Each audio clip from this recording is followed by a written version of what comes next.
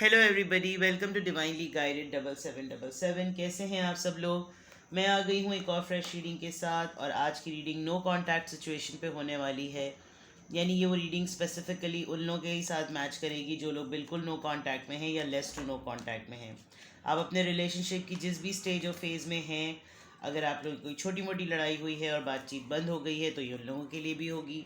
Messages वही लीजिएगा जो आपको अपनी सिचुएशन से रेजोनेटेड लगें। टैरो में ये मैसेजेस आए हैं तो सारे के सारे अपने ऊपर इम्पोज नहीं कर लेना चाहिए, ठीक है। तो टाइमलेस है, जनरल है और कलेक्टिव है। Take what resonates. Alright, let's see. पहला ही कार्ड डेक से रिलेटेड ही आ गया, स्ट्रेंथ का। No contact situation, fire energy, Aries, Leo, Sagittarius. Specifically Leo है ये, ठीक है जनाब। नो कॉन्टैक्ट सिचुएशन में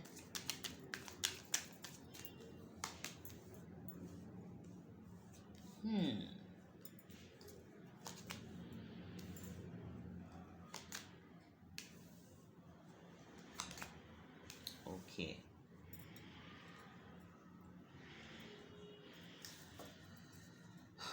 एक दो तीन तीन मेजर आर्कानाज आजकल बहुत आ रहे हैं। सॉरी।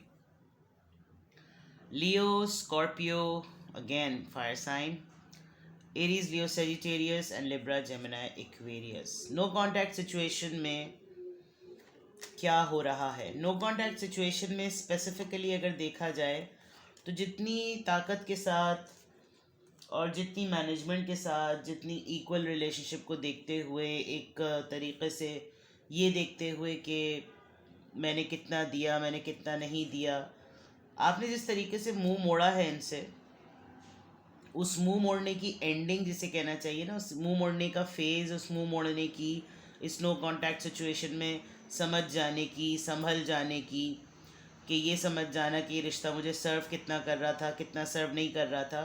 आई थिंक वो आपने काफ़ी हिम्मत का मुजाहरा किया, एक वॉरियर की तरह आपने बिहेव किया, और आपने बहुत हद तक उस फेज से निकल गए हैं। और आप एक तरीके से स्नो कॉन्टैक्ट सिचुएशन में, अगर मैं आपकी पोजीशन देखूं, तो आप मुझे पीछे की तरफ, यानी कि इस तरह से जाते हुए नज़र आ रहे हैं कि इस रिश्ते से जाते हुए नज़र आ रहे हैं।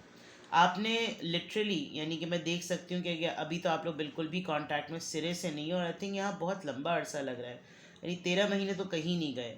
1 डेढ़ साल की कहानी बहुत आराम से लग रही है। और उसके बाद ये कि कभी कभी आपके पार्टनर को बहुत ज़्यादा फील होता है कि यार कैसे हो गया, कैसे छूट गए, क्यों छूट गए, रहते साथ तो क्या प्रॉब्लम थी। लेकिन एक बहुत बड़ा ब्लॉकेज है, और वो ब्लॉकेज साइलेंस का है, वो ब्लॉकेज मूव ऑन हो जाने का है, वो ब्लॉकेज एक दूसरे से मुंह फेर लेने का है, वो ब्लॉकेज अपनी अपनी जगह पे स्ट्रांग होते हुए हेड स्ट्रांग हो जाने का है, वो ब्लॉकेज गुस्से का है। इस वक्त आपके पर्सन अगर गुस्से में भी आपकी तरफ आना चाहें तो वो आते आते भी लगाम खींच लेते हैं, पहुंचते पहुंचते भी पीछे हट जाते हैं, और जब कभी भी कांटेक्ट करने की बात करते हैं तो उनको फिर वो दोबारा से उनकी ईगो क्लैश होती है और पीछे कर लेते हैं। With the wheel of Fortune there could be a lot, there could be a lot of thing in terms of कोई आप लोगों की रिलेशनशिप का साइकिल कंप्लीट हुआ। ये शायद नो कांटेक्ट होना लिखा था। ये आप लोगों को अप्स एंड डाउन्स देखने ज़रूरी थे। आप लोगों को शायद ब्रेकअप में आने के बाद देखना बहुत ज़रूरी था। यहाँ पे कोई रियलाइजेशन की बात तो नहीं आई, लेकिन मैं स्नो कॉन्टैक्ट सिचुएशन में 8 ऑफ वॉन्ड्स आ गया, अब क्या कहूँ। 8 ऑफ वॉन्ड्स अब आ जाता है तो इसका मतलब कम्युनिकेशन का कार्ड है, और ये साइकिल कंप्लीट हुआ जिसमें एक रियलाइजेशन हो, एक फेस कंप्लीट हुआ, आप लोगों को एक दूसरे से दूर रहकर दूरी का एहसास हुआ, आप लोगों ने इस ब्रेकअप को बहुत इंटेंसली फील किया, बहुत ही ज़्यादा इंटेंस डीप आप लोगों के ऊपर इसका असर हुआ, जिसमें दोनों को अपनी अपनी जगह ये भी पता चला कि अच्छा अब हम एक साथ अगर नहीं रह सकते तो हम अलग रह के भी नहीं रह सकते। तो ये वाली चीज़ शायद रियलाइज़ होने के लिए ब्रेकअप होना बहुत ज़रूरी था। और इस फेज़ में, इस डिस्टेंस में, आपके पर्सन आपकी तरफ जब आना भी चाहते हैं तो उनको भी ये पता चल रहा है कि अब आप यहाँ पर नहीं हैं, बिकॉज आप इन दो कार्ड से देख सकते हैं कि वो पर्सन अगर आपकी तरफ आना भी चाह रहे हैं तो आप उस तरफ नहीं फेस कर रहे, आप इस तरफ फेस कर रहे हैं, आप उसकी तरफ नहीं देख रहे, जिसकी वजह से उनको हमेशा से ये फील हो रहा है कि वो चाहें भी, वो जितनी स्पीड से, जितनी अर्ज से, जितनी ख्वाहिश से आपकी तरफ आना भी चाहें तो आप अवेलेबल ही नहीं हैं। और आप अवेलेबल इसलिए नहीं है बिकॉज आपने इस नो कॉन्टैक्ट को एक्सेप्ट किया, आपने इस ब्रेकअप को एक्सेप्ट किया, आपने इस फाइट को, इस क्लोजिंग को, इस एंडिंग को एक्सेप्ट किया और फिर आप यहाँ से चले हैं। लेकिन हाँ, ये चीज़ कंप्लीट हो गई, ये फेटेड थी, ये होना लिखा था, एक साइकिल था। इससे चीज़ें बेहतर भी हुई हैं, बहुत सारी चीज़ें आपको समझ में भी आई हैं, आपको रिलेशनशिप में रहते हुए उसकी इंटेंसिटी का पता भी चला है और आपकी तरफ कम्युनिकेशन भी आ रही है। लेट्स सी कि ये 8 ऑफ वॉन्ड्स, यस, आपके पर्सन जब कभी भी आपको कांटेक्ट करने का, बातचीत करने का सोचते हैं तो वो कंफ्यूज भी यूँ हो जाते हैं कि वो शुरुआत कहाँ से करें, वो किस बात से आपको बताएं, कहाँ से कनेक्शन जोड़ें, डॉट्स जोड़ें कि क्या हुआ था। बिकॉज़ जब तक आप लोग कांटेक्ट में थे और जब चीज़ें ख़राब हो रही थी या अभी, तो ऐसा लगता है कि उन्होंने हर फेज़ को इनकम्प्लीट छोड़ा हुआ था। फाइनेंसेस पे मैस हुआ हुआ है, फाइनेंसेस पे लगे तो घर में मसले चल रहे हैं, घर में मसले चले तो आपके साथ कुछ प्रॉब्लम हो गई, खुद अगर पीसफुल फील कर रहे हैं तो आप रेस्टलेस हुए हैं। तो कोई भी चीज़ जब आप लोग ब्रेकअप में इस क्लोजिंग पर आए हैं तो चीज़ें सारी ही इनकम्प्लीट थी। अब जब आपके साथ कांटेक्ट करना चाह रहे हैं तो उनको ये लग रहा है कि वो कहाँ से शुरुआत करें, क्योंकि चीज़ें तो अब भी लग रहा है कि उनकी लाइफ में कंप्लीट नहीं है, अभी भी बहुत सारे मसले हैं, अभी भी बहुत सारी ऑप्शंस हैं, अभी भी बहुत सारी अपॉर्चुनिटीज़ हैं, अभी भी बहुत सारे चॉइसेस हैं, जिसकी वजह से उनको चूज़ करना मुश्किल लग रहा है कि मैं सिर्फ अपनी ख्वाहिश की वजह से बात कर लूँ कि मेरा दिल चाह रहा है, या मैं इतनी स्टेबल पोजीशन में हूँ कि मैं एक रिलेशनशिप दे सकूँ। लेट्स सी मोर, और देखते हैं।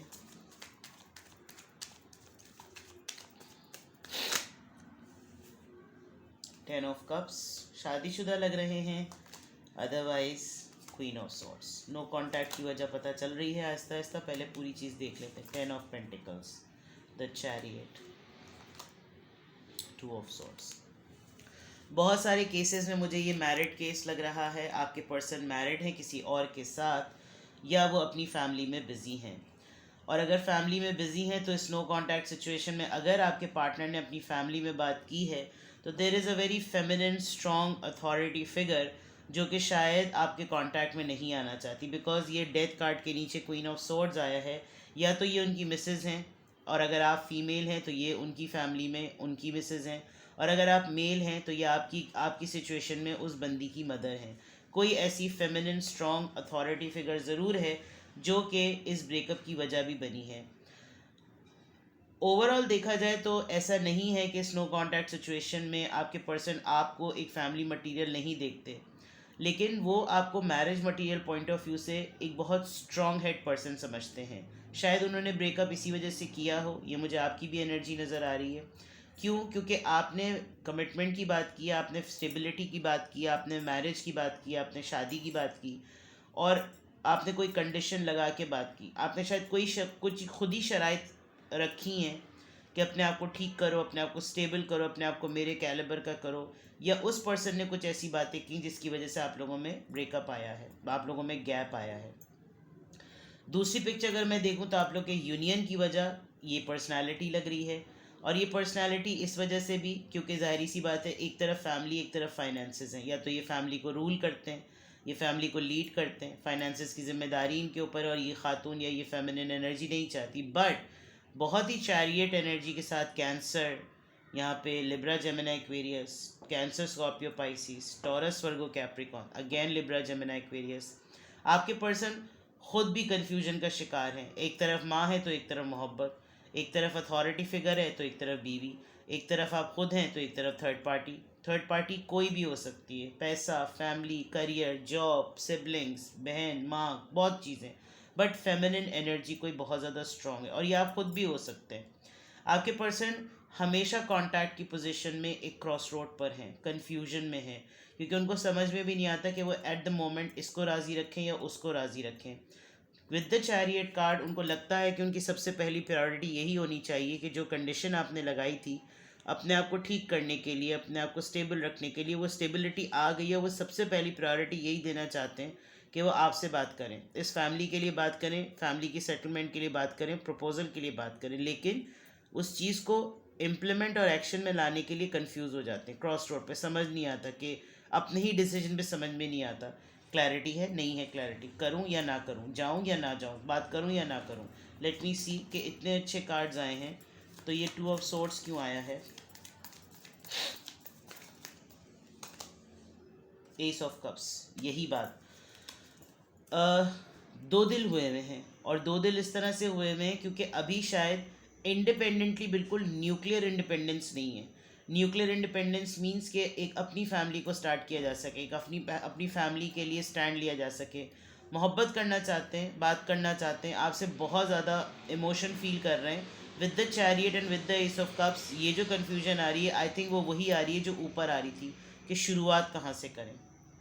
यस, इन्होंने अपनी फैमिली को बहुत ज़्यादा एक्स्ट्रा टाइम दे दिया, शायद आप पर भी बहुत ज़्यादा टाइम दे दिया। इन्होंने किसी एक अथॉरिटी फेमिनिन फिगर को इतनी ज़्यादा प्रायोरिटी दे दी, लेकिन इनको सुकून फिर भी नहीं मिला। ब्रेकअप देने के बाद उसको फुल फ्लेज टाइम दिया, उसको फुल फ्लेज प्रायोरिटी दी, लेकिन नहीं सुकून मिला। क्यों? क्योंकि फाइनेंसेस भी सेटल हैं, फैमिली भी सेटल है, लेकिन जो दिल है वो नहीं मान रहा।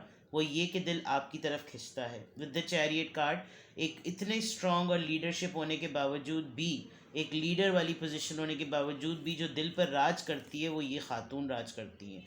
और अगर आप मेल हैं तो आपके दिल पर ये लीड करती हैं, और अगर आप फीमेल हैं तो आप अपने पर्सन के दिमाग में इस तरह से बैठी हुई हैं कि आप ही उनके दिलो दिमाग पर राज कर, एक चैरियट की, यानी कि जिसने उसकी लगाम मुंह से पकड़ के खींची हुई। आप ये देखिए कि ये कैसे दो जो इजिप्शियन उसके अंदर जो थे वो नाइट्स बनते थे और रेडी होते थे, चैरियट कैसे अपने उसके ऊपर जो उनकी राइड होती थी उसके ऊपर बैठकर जो वो आते थे। और हर कार्ड के नीचे आप देखें किस तरह से आया है कि रीज़न खुद ब खुद पता चल रही है। स्ट्रेंथ क्या है? फैमिली की वजह से।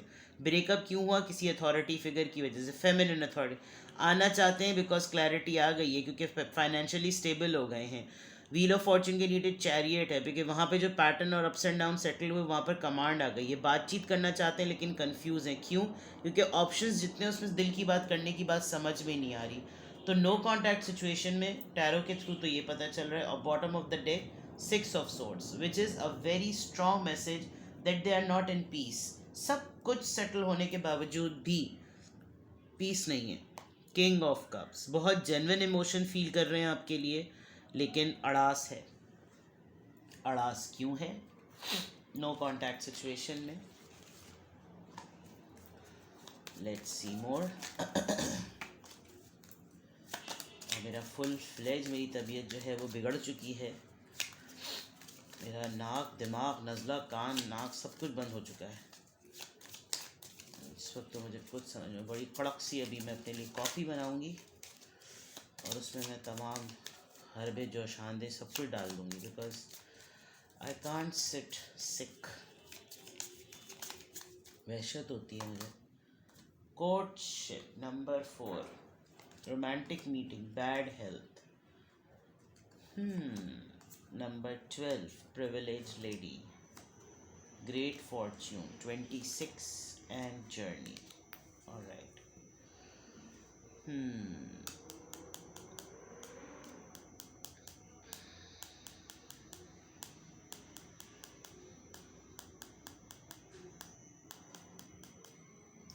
इस नो कॉन्टैक्ट सिचुएशन में अगर बहुत स्ट्रांगली मैं आपके पर्सन की तरफ से मैसेज जो मैं पिक कर रही हूँ, या तो इस वक्त वो बीमार हैं और आपको बहुत ज़्यादा महसूस कर रहे हैं। कहीं ना कहीं से उनको कोई आपकी न्यूज़ भी मिलती है जिसमें वो ये देख रहे हैं कि मैंने ऐसा नहीं सोचा था कि मुझसे दूर रहकर इतना चेंज आ जाएगा इसके अंदर। और मुझे ऐसा भी फील हो रहा है कि आप इस पर्सन के लिए बहुत ही लकी चार्म हैं, बिकॉज़ इसको सबसे ज़्यादा ये फील होता है कि एक्चुअली इंसान की ज़िंदगी में सब कुछ चल रहा होता है, लेकिन किसी ना किसी के साथ कनेक्ट रहने में ना उसको बुरी चीज़ भी अच्छी लग रही होती है। तो इस वक्त मैं जो देख रही हूँ नो कॉन्टैक्ट सिचुएशन में, they are doing quite well in their life. But the thing is, ये जो 6 ऑफ सोर्ड्स का कार्ड ओवरऑल डेक के नीचे आया है, और ये जो धमाकेदार आवाज़ थी मेरे हस्बैंड की छींक थी so sorry. But here I can see कि आपके पर्सन डेट मैनिफेस्ट कर रहे हैं, कोई एक सरप्राइज़ मीटिंग, कोई एक सरप्राइज़ डेट मैनिफेस्ट कर रहे हैं जिसमें वो लिटरली आपको बता सकें कि how good they feel about you. But शायद बीमार हैं और बीमार होने की वजह से ज़्यादा एहसास आ रहा है और ज़्यादा सोच रहे हैं. 7 ऑफ कप्स, ये वाली लाइन थोड़ी सी इंटेंस लग रही है, हैवी लग रही है. कहीं ना कहीं से तो उनको आपकी ख़बर मिलती है और वो नोटिस कर रहे हैं कि आप शायद पेन में हैं या पेन में नहीं हैं, but whatever you are doing in your life you are doing quite well. आप कोई जर्नी प्लान कर रहे हैं, कहीं इमिग्रेशन का सोच रहे हैं, कहीं मूव कर रहे हैं या ये आपके पर्सन मूव कर रहे हैं, सब सामान बांध के कहीं जाने का प्लान, कहीं ट्रैवल कर रहे हैं, आप कहीं ट्रैवल कर चुके हैं. क्योंकि यहाँ 10 ऑफ कप्स और 10 ऑफ पेंटिकल्स आया तो मुझे ऐसा भी फील हो रहा है कि शायद किसी की कहीं ना कहीं बातचीत भी तय हो गई है. एंड मे बी आप कहीं चले जाएंगे और this is giving a very heavy vibe to your partner. मैं एक और कार्ड निकालती हूँ इस डेक से, फिर मैं दूसरे डेक को यूज़ करूँगी और ऑरिकल्स को. पॉवर्टी, बुरे वक्त में शायद आपने बहुत साथ दिया इनका.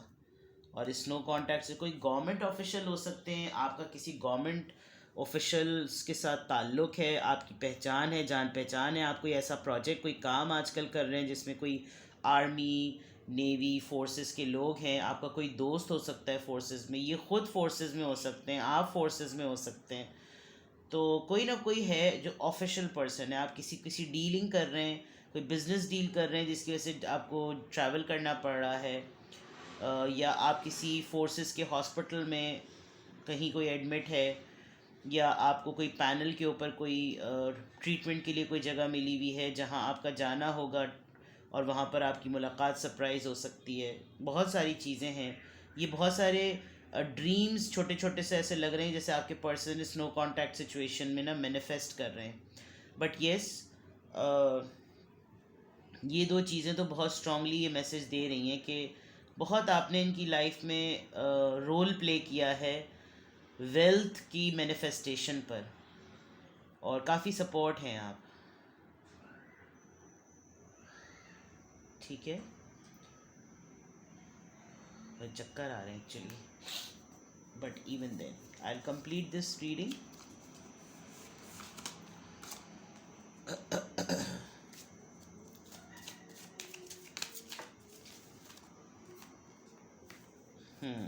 ग्रीफ, ये खुद ब खुद आया है.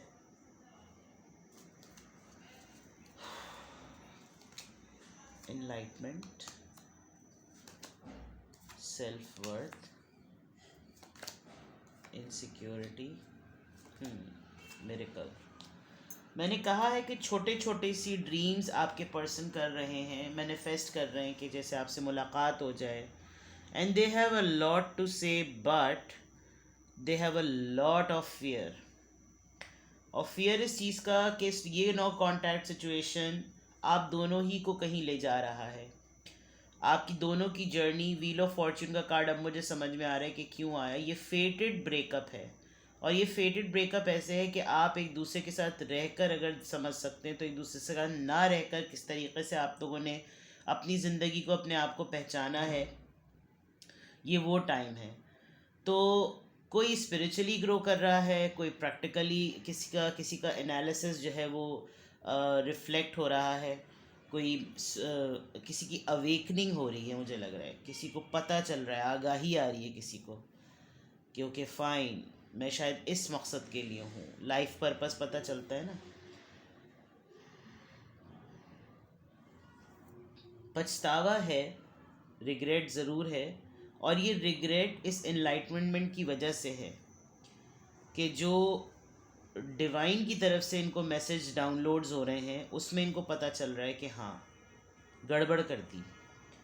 अब इनको बहुत फील होता है, हैवी हार्ट फील होता भी है, इनका दिल मलामत करता भी है, लेकिन इनको लगता है कि सिचुएशन इतनी गड़बड़ हो गई है कि कोई मुआवजा ही होगा कि बात हो जाए. और शायद आपको भी एक मिराकुलस मोमेंट लगेगा वो, अगर ये पर्सन आपके सामने आके खड़े हो जाएंगे. यस,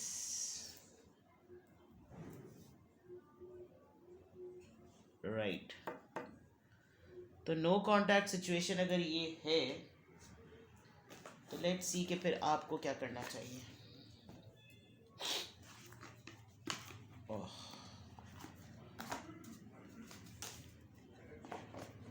प्लीज़ बेयर मी, क्योंकि सर्दियाँ आ चुकी हैं और अब बैकग्राउंड वॉइसेस बहुत ज़्यादा होंगी।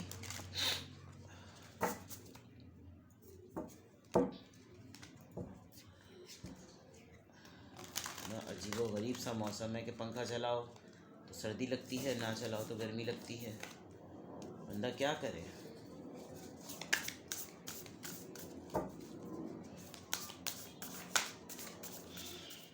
कंफ्यूजन।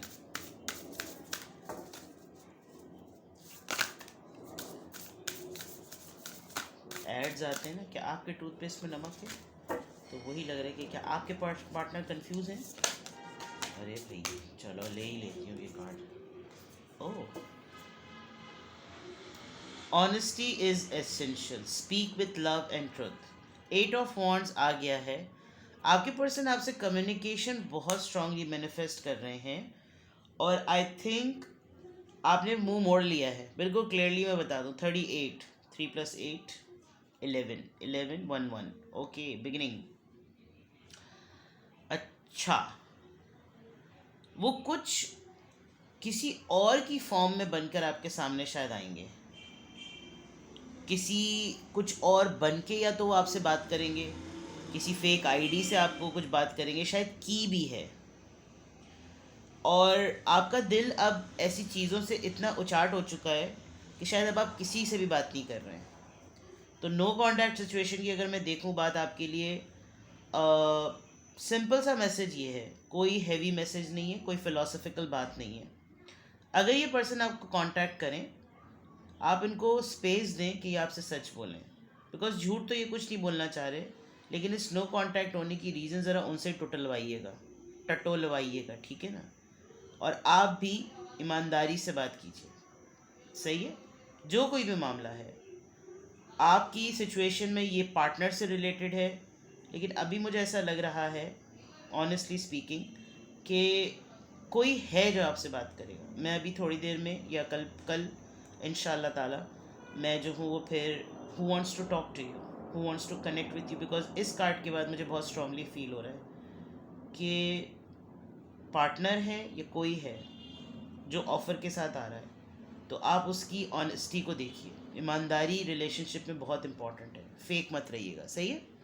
ये आपकी रीडिंग थी। कुछ भी आपसे रेजोनेट किया हो मुझे कमेंट सेक्शन में बताएं, बिकॉज नो कांटेक्ट में मैं कुछ चीज़ें सिंपल इसलिए रखना चाहती हूँ ताकि आप इस नो कांटेक्ट सिचुएशन को समझें भी कि ये फेटेड अगर होता है, खुदा ताला की तरफ से आपके अंदर जुदाई आई है, आपको डिस्टेंस मिला है, आपकी लड़ाई आई है, आप लोग बिल्कुल अलग हो गए हैं और साल भर से ज़्यादा हो जाता है तो फिर तो बात ही ख़त्म हो जाती है। बिकॉज जिनको साथ रहना होता है वो पल भर के लिए भी नहीं छोड़ते, और जिन्होंने छोड़ देना होता है तो फिर तो कुछ कह ही नहीं सकते उनका। लेकिन बहुत सारे मैसेजेस इसमें हैं। आप किसी के साथ जुड़े हुए हैं तो किसी की लक चल रही है, मुझे ऐसा लग रहा है। आप उसके साथ नहीं है कनेक्टेड तो वो समझ नहीं पा रहा कि उसके साथ हो क्या रहा है, और शायद आप उससे बात करेंगे विद द 8 ऑफ वॉन्ड्स, शायद बातचीत करने में पता चलेगा। लेट्स सी ये किससे कनेक्ट होती है। बट जितनी देर तक आप टैरो कार्ड्स को देखते रहे ना, उतनी देर तक आपको हर कार्ड के थ्रू एक न्यू स्टोरी पता चलती। तो I am going to stop it here. Alright, अपना बेहद ख्याल रखिएगा। Bye bye.